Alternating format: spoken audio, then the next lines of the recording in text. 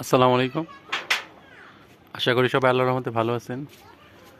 আপনারা আমাদের এই পেঁপে গাছ সম্পর্কে আগের ভিডিওতে দেখছেন ইনশাল্লাহ। তো এইখানে আপনার একটা পেঁপে আজকে পাকছে ইনশাল্লাহ। চলেন আমরা হারভেস্ট করব। এই যে দেখেন, এটা টিপ দিলে ভিতরে ডেবে যায়। এখন যদি না হারভেস্ট করি, পাখি এসে পেঁপেটা খেয়ে নিবে। ওই যে আরও পেঁপের কালার রং আসতেছে, তো এটা আজকে হারভেস্ট করে ফেলবো।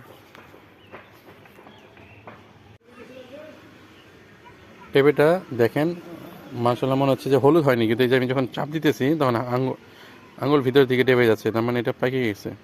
পাখি না নিলে পাখি যে কোনো সময় সে খেয়ে ফেলবে। এখনকার পেঁপেগুলো এরকমই হচ্ছে, সম্পূর্ণ হলুদ হয় না। শীতের সিজন তো, এই জন্য হয়তো এরকম হচ্ছে। তো আমাদের ভিডিওটা যদি আপনাদের ভালো লাগে, অবশ্যই আমাদের সাপোর্ট করবেন।